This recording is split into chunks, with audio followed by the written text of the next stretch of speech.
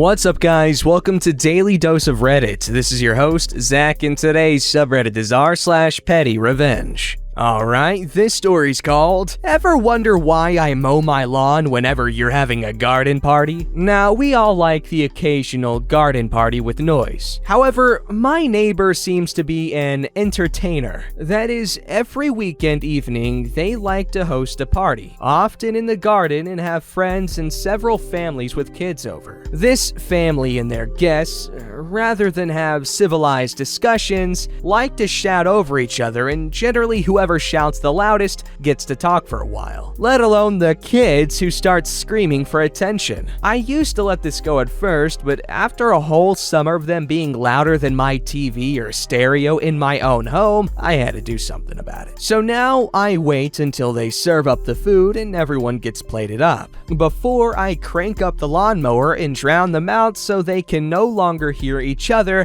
and they scuttle off inside, having to carry everything in and relay the table. Sometimes they come out after I'm done and set up and continue. It just so happens that I find a bush or a tree that needs tending to with the hedge trimmer. Petty as hell, but it makes me feel better. I mean, that's good and all, but you can complain to them or something. You can speak up, maybe that'll work. Maybe not, but good revenge. Nice. This story's called, Don't Wake Everyone Up at 4 a.m. So I've been camping this weekend, and a site right behind us has a wonderful family of 4 to 6 kids, and their wonderful mother we call Methany. During the day, she's just loud and obnoxious and constantly coughing when she's not got a cigarette in her mouth. But it's camping, who cares? Quiet hours are from 9 p.m. to 7 a.m. Cool. Everyone seems to abide by it in every site around us, except Methany. She is quiet at about 10, and we are like, sweet, she's done being obnoxious. Until 4 a.m. Then she just goes bonkers, yelling at one of her crotch goblins or her boyfriend.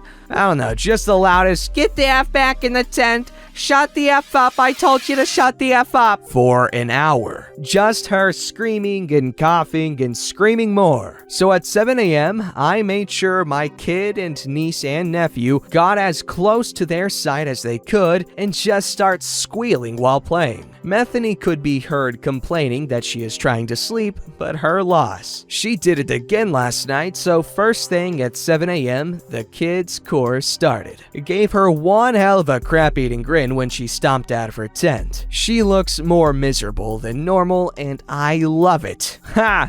Serves her right. This story's called Beach Party Revenge. For some background, I live about 20 minutes from the beach, and I'm a server at a busy, high-stress restaurant in a tourist town. After a really stressful Saturday night, getting mistreated by drunk tourists during a 12-hour shift, I decided I wanted to go sit quietly on the beach to relax and unwind. It was about 1 a.m. I do this fairly often after work, and the beach is always really quiet and peaceful. I get to the beach, it's seemingly empty, so I find my usual spot and go through my routine of opening a beer and lighting a joint. That's when I notice the ruckus down the beach a little ways from me. It's a group of drunk teenagers on vacation, about 10 of them, girls and guys. I ignore them and hope they keep their distance. They didn't. Instead, they come up and start pointing their flashlights in my face and asking if they can have a beer or hit of the joint I'm smoking. I ask them nicely to leave me alone. They say they'll leave me alone if I give them what they want and start settling in around me, like I've invited them to my private relaxation party. At this point, I'm about to lose my crap and kill each of them with my bare hands. It's been a rough night, so I gather up all my stuff and go to leave.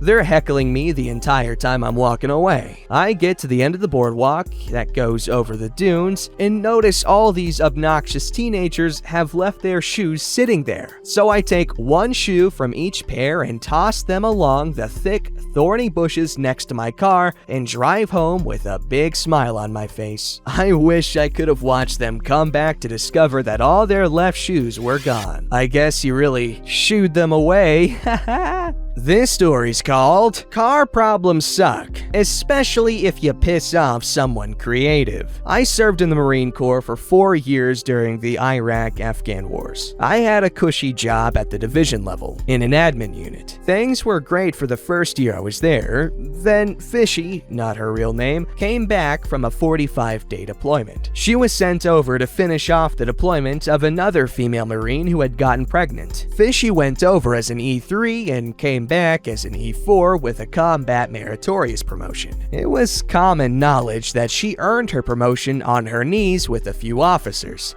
but that's beside the point. As an E4, she had a modicum of power over anyone lower rank, and she was a vindictive bimbo. She immediately singled me out of our units because I used to give her crap when we were the same rank. Suddenly, I had all sorts of extra duties, white glove inspections of my barracks room, and the worst was she argued against me taking leave to visit home. Based on her report of my non-existent failures as a Marine, I had my leave denied, and I began to plot my revenge. We had a 4-day holiday weekend coming up, and Fishy made it known that she was driving from Cali to Arizona to meet a guy that she had met online. She was taking off right after work ended, and had her car loaded up and ready to go. Knowing that she always gave me crap details, I waited to the last hour of the day before the long weekend. When she informed me that I had to go to police call, pick up trash, the parade ground that was between our building and our meager parking spots. As I did, I meandered over to her car and put a tiny pebble inside each of her valve stem caps on her tires. Tightened just enough to barely hear a hiss of leaking air, but not so fast as it would be noticeable. Quitting time came and she ran out, jumped into her car, and took off. I walked to my barracks and laughed my ass off. She never made it to Arizona that weekend, as she was stuck in Southern California traffic on the freeway with 4 flats about halfway to San Diego.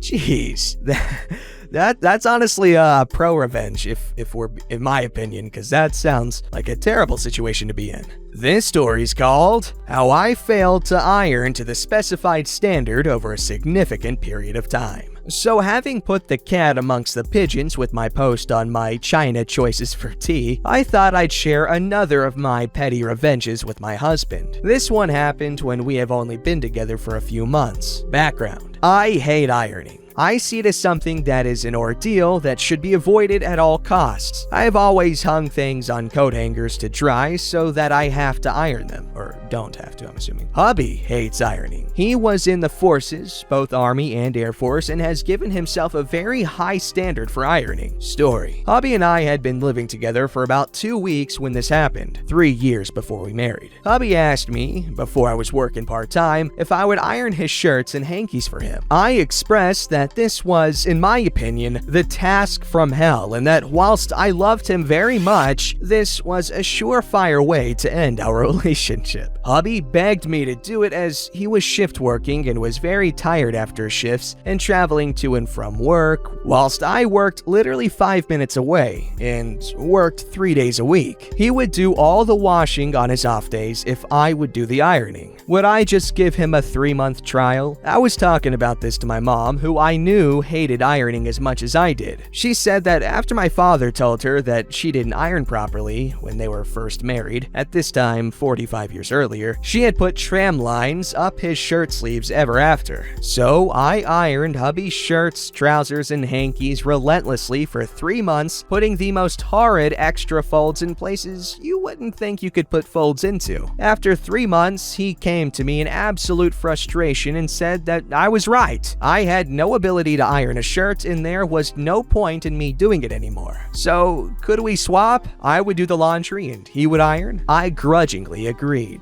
Aftermath. About 7 or 8 years later, my mom let it slip to my husband about the tramline ironing. Hubby said that he had hoped I was sabotaging his ironing rather than I was really that incompetent. He also admitted to me and my mom that actually the real reason that he hated ironing was because he didn't iron to his own standards. Oh, and he irons all my t-shirts because he hates that I don't think it's necessary and they annoy him. I never asked for that, he just does it. I happily repay by washing all the clothes and folding up the clean clothes and putting them away. He is very happy with the situation. Okay, well that's good.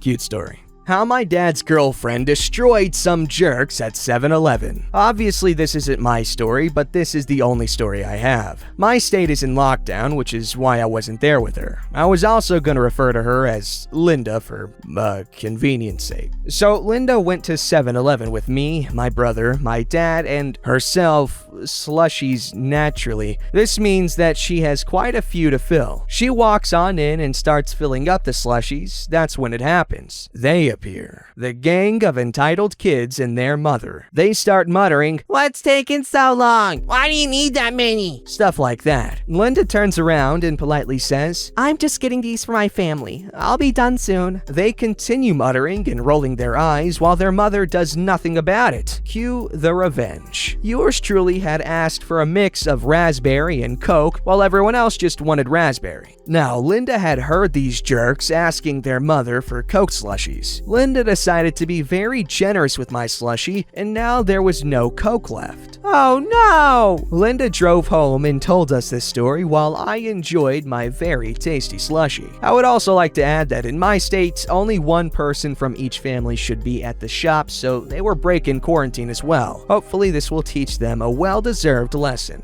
Okay, now I'm just thinking about slushies, you jerk. This story's called Shouldn't Have Cut Me Off. One of the things I hate most, especially when shopping, is when people choose to deliberately cut you off or stand in your way. This happened the other day to me. I'm heading to the supermarket. I walk into the shopping center and I have to literally start walking backwards to the travelator because of a couple of idiots with children who chose that moment to block the top of the travelator. No matter, I eventually squeeze past them to get off the travelator and they give me a foul look. I do my other shopping and then head to the supermarket. I got to grab a trolley when guess who decides to push in front to grab a trolley? You guessed it. The idiots and their children. I go to the produce section and go to grab a bag to put some apples in. The bags are in front of the pears, and guess who decides to stop and stand right in front of the bags? You guessed it, the idiots and their children. I say excuse me several times and they just look at me with disdain. So now for the revenge. By this point I was getting really annoyed, wondering whether it was a coincidence each time or whether they were deliberately targeting me. Then I heard them in the next aisle. Husband says to wife, "Before we forget, we better grab X product. It's the only store in the city that has any stock left." Now I knew what this product was, used it a few times in the past, and knew that the manufacturer had stopped making it. I was already in the correct aisle, so I hurried down and grabbed everything that was on the shelf, about 8 packets. I asked a staff member in the aisle whether they had any more out the back, which they did, and got all of that as well. I then headed towards the registers. I was just about done and happened to pass the idiots and their children just after they were told they had sold out. The grin I had on my face as I passed them. That's a good one. What if it actually turned out to be vital to their survival and you just killed them? Wouldn't that have been funny? Petty revenge for the win, am I right, guys? This story's called How I Get Petty Revenge on My Husband. Background. I love my husband and he loves me, but every so often we get on each other's nerves, and more so being stuck with each other through lockdown. Now, I'm a fan of Agatha Christie and love her use of poisons in her books. Story. I love to cook, so I cook and he is in charge of clearing up and loading and unloading the dishwasher. When we have one of our petty arguments, I get my very petty revenge by carefully choosing one of my plates that has a toxic plant on it and serving his dinner on it. I personally enjoy using the foxglove plate, which he now considers to be his plate as I've used it so much. Edited to add in plate for clarity and to point out that I'm British, so passive-aggressive revenge is hardwired into my genes. Update edit. Well, whilst it seems that we have managed to share a number of passive-aggressive ways to get our own back on our partners, there have been a couple of people who think my behavior shows toxic tendencies. Not sure what they would think of the comment my husband made to a letting agent when she asked why we were moving from a flat to a house. Well, I need a garden in case I need to bury a body. Actually, I have discussed my plate choices with my therapist, and she thought it was very funny. If I get angry, doing something really petty but not obvious will get it out of my system by laughing at myself, and the situation is a good way to deal with things. It's a great way to deal with anxiety. There is no real issue between my husband and myself, and we have a great dialogue. However, when you are cooped up with someone 24/7 for 6 months, little things annoy you. This way, I get to vent my thoughts and put everything into perspective. I have qualifications in counseling, NLP, and CBT, so I know exactly what I'm doing and why I do it. I don't blame my parents for any of my behaviors. They are mine, and I own them. I know their origin and have been raised by a very narcissistic parent. I strive to be a better person. As I said at the start, this is a very petty revenge, and in its way, very passive-aggressive and British. To those of you who enjoyed my post, have a great day. To those who need to have an argument over my behavior, I'm sorry that your life is so boring you have to look for an argument where there isn't one to be had. This is what it is. My very petty revenge. I hate how she had to defend herself. It's harmless. It's cute, it's funny, and it's obviously, there are way worse things she could do if she's annoyed over something. Like, come on, people. Stop being so sensitive. Don't forget to like, subscribe, and hit that bell to never miss an episode.